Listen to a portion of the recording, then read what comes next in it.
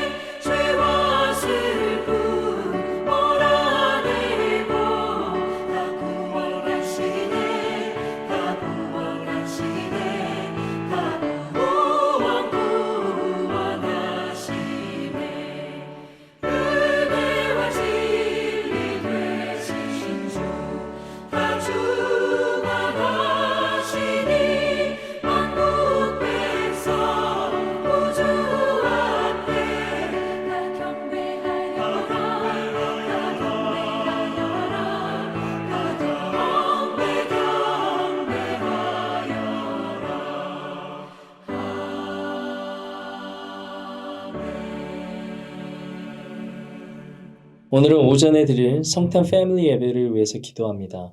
하늘에는 영광, 땅에는 평화, 성탄의 이 기쁜 소식이 온 누리에 전해지고 또 감사와 기쁨의 예배를 드리게 하소서. 이 기도 제목으로 이 시간 함께 기도하겠습니다. 참 좋으신 하나님, 온 인류의 죄를 대속하기 위해 독생자 아들을 보내신 하나님을 찬양합니다. 믿는 모든 자에게 영생을 주시고 천국 소망을 갖게 하시니 감사합니다. 무엇보다 하나님을 아버지라 부를 수 있게 하시며 날마다 성령님 안에서 아버지와 교제할 수 있는 은혜를 허락하시니 감사합니다. 이 땅에 나신 아기 예수님을 기억하고 기뻐하는 이 성탄의 기쁨이 오늘 하루 충만하게 임하게 하여 주시옵소서.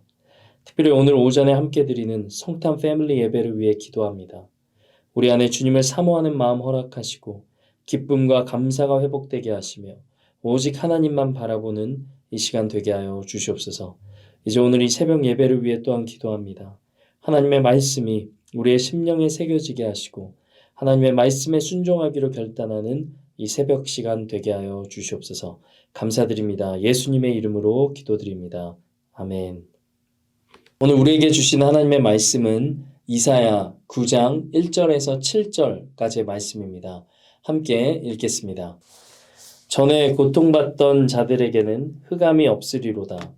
옛적에는 여호와께서 스불론 땅과 납달리 땅이 멸시를 당하게 하셨더니 후에는 해변길과 요단 저쪽 이방의 갈릴리를 영화롭게 하셨느니라. 흑암에 행하던 백성이 큰 빛을 보고 사망의 그늘진 땅에 거주하던 자에게 빛이 비치도다.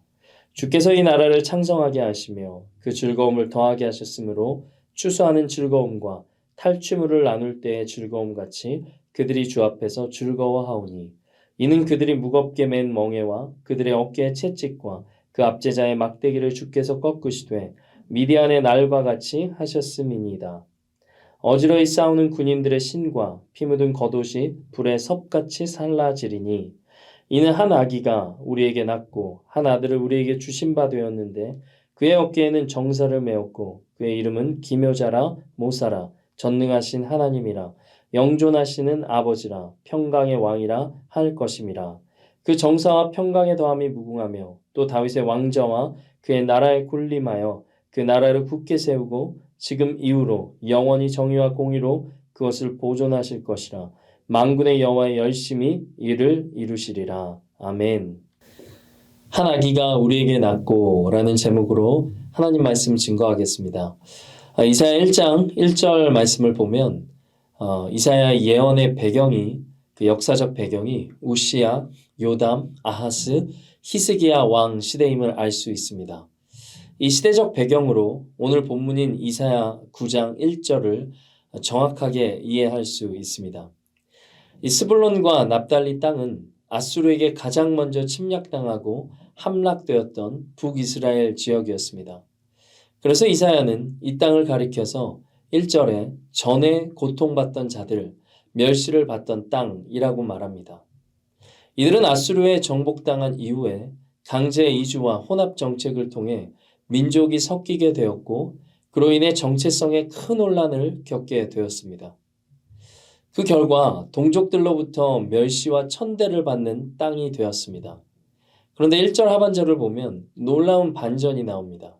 1절 하반절에 후에는 해변길과 요단 저쪽 이방의 갈릴리를 영화롭게 하셨느니라. 여기서 말하는 해변길, 요단 저쪽 이방의 갈릴리는 바로 스불론과 납달리 땅을 다른 표현으로 설명한 것입니다. 그렇다면 영화롭게 하셨다 이 말은 무슨 뜻입니까? 아무도 주목하지 않았던 버림받은 그 땅에 하나님께서 기쁜 소식을 주셨다는 뜻입니다.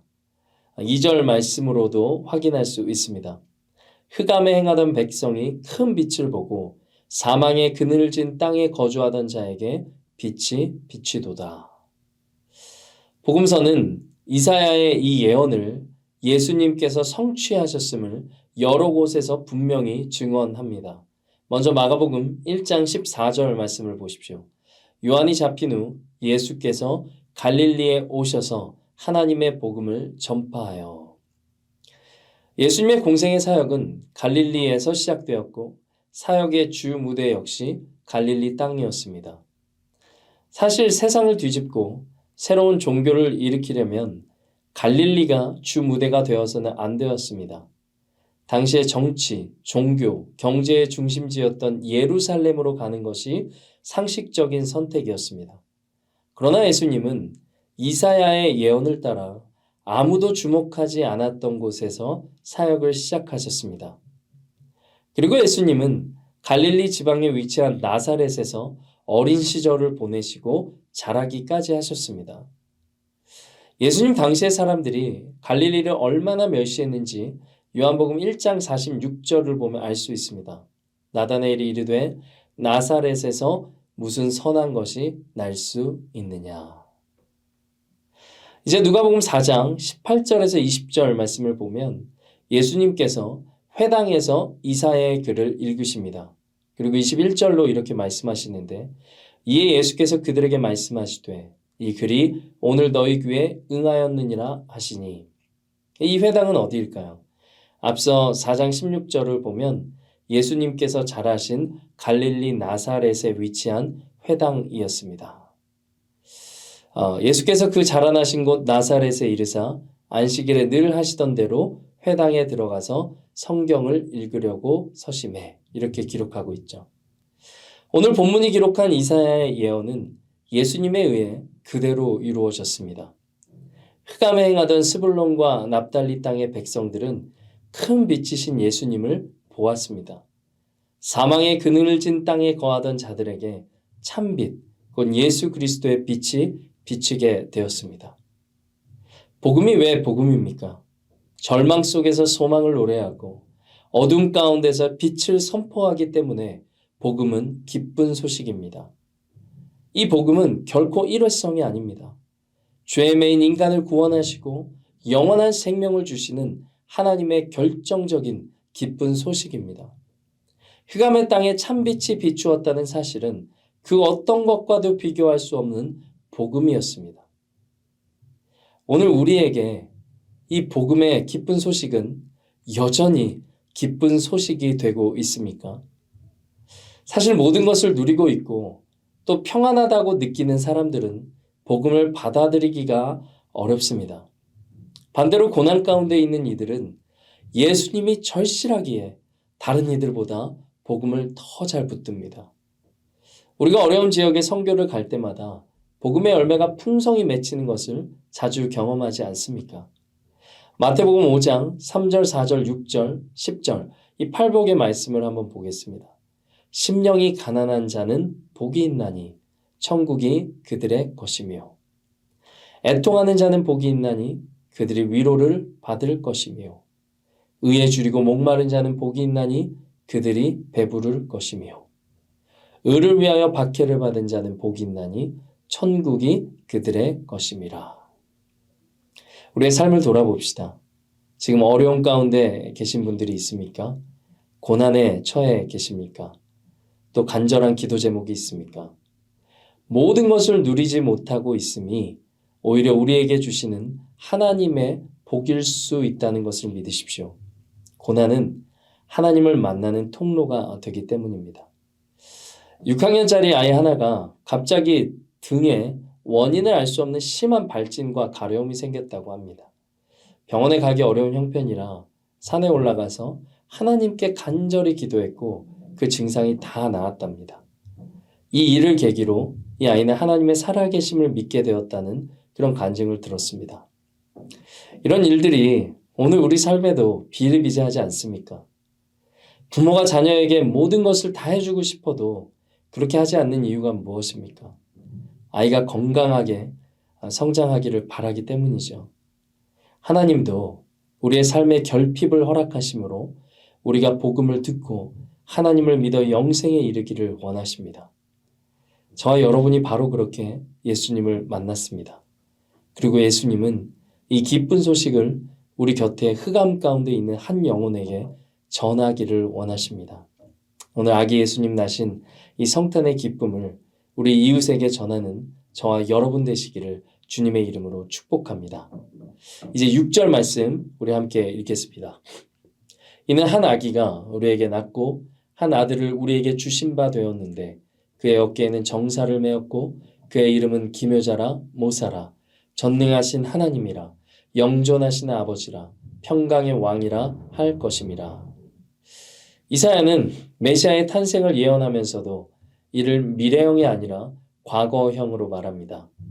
이것은 하나님께서 이미 그 아들을 주시기로 확정하셨음을 이사야는 믿음의 눈으로 보았기 때문입니다. 그리고 이사야는 이 메시아가 가장 작은 아기로 오실 것을 예언합니다. 이것이 신비입니다.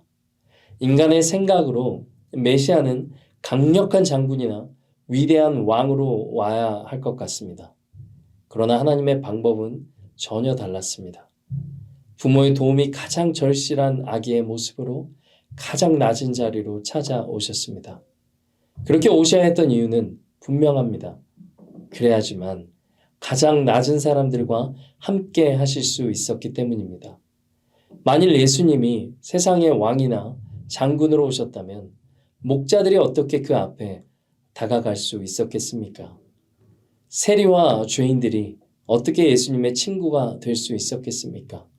삭개오가 어떻게 예수님을 자신의 집으로 모실 수 있었겠습니까? 문둥병자와 병자들이 어떻게 예수님께 다가갈 수 있었겠습니까?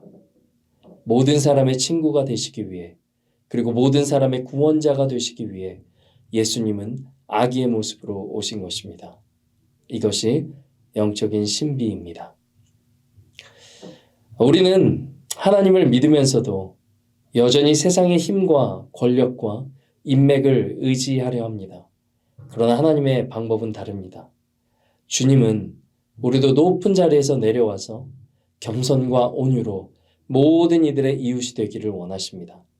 아기로 나신 예수 그리스도의 이름을 오늘 말씀은 기묘자라 모사라라고 했습니다. 그 뜻은 놀랍고 경이로우며 뛰어난 지혜로 지도하고 인도하실 분이라는 뜻입니다. 영어 성경으로는 Wonderful Counselor라고 기록하고 있습니다. 그리고 그분은 정사와 평강으로 다스리시며 영원히 정의와 공의로 다스리실 것입니다. 우리는 세상의 권력이 공정하지 못한 것에 자주 분노합니다. 새로운 정치인이 세워질 때마다 기대를 해보지만 시간이 지나면 권력은 늘 타락해 왔습니다. 그러나 예수 그리스도께서 다스리시는 하나님의 나라는 영원히 공의와 정의로 다스려질 것입니다. 이것이 우리의 소망입니다. 계시록 21장 4절 말씀 보시면 마지막 날 주님께서 우리 성도들을 어떻게 대해 주실 것인지를 기록합니다. 모든 눈물을 그 눈에서 닦아주시니 다시는 사망이 없고 애통하는 것이나 곡하는 것이나 아픈 것이 다시 있지 아니하리니 처음 것들이 다 지나갔음이로라. 아멘. 2000년 전 아기 예수님이 이 땅에 오심으로 이 기쁜 소식은 이미 시작되었습니다. 우리의 소망 되시는 예수님, 우리의 눈물을 닦아주실 예수님을 경배하는 이 복된 성탄절 되시기를 주님의 이름으로 축복합니다. 메리 크리스마스. 이 시간 함께 기도하겠습니다. 참 좋으신 하나님, 흑암 가운데 행하던 우리에게 큰 빛으로 오신 예수 그리스도를 찬양합니다. 스불론과 납달리처럼 버림받은 것 같은 이들에게 참 빛을 비춰주시고 오늘 우리에게도 그 빛을 비춰주심에 감사드립니다. 오늘 우리 가운데 혹 고난 가운데 처한 이들이 있다면 그것이 주님을 만나는 통로임을 믿게 하여 주시옵소서. 결핍 속에 복음을 붙들게 하시고 어둠 속에 참빛이신 예수님을 더 깊이 바라보게 하소서. 악의 모습으로 이 땅 가운데 오셔서 가장 낮은 자들과 함께 하신 주님을 본받아 우리도 겸손과 온유로 또 이웃의 친구가 되어주기를 원합니다. 오늘 이 성탄의 기쁨을 우리 가정과 또 교회와 그리고 아직 흑암 가운데 있는 한 영혼에게 전하는 복된 성탄절이 되게 하여 주시옵소서. 오늘 이 새벽에 또한 여러 가지 기도 제목으로 주님 앞에 나온 이들이 있습니다. 주님의 음성 듣는 시간 되게 하시고 또 응답받는 이 시간 되게 하여 주시옵소서. 우리의 소망 되시며 또 기쁨 되시는 우리 주 예수 그리스도의 이름으로 기도드립니다. 아멘. 네, 이제 또 갖고 계신 개인적인 기도 제목으로 주님 앞에 나아가겠습니다. 복된 하루 되시기를 바랍니다. 메리 크리스마스.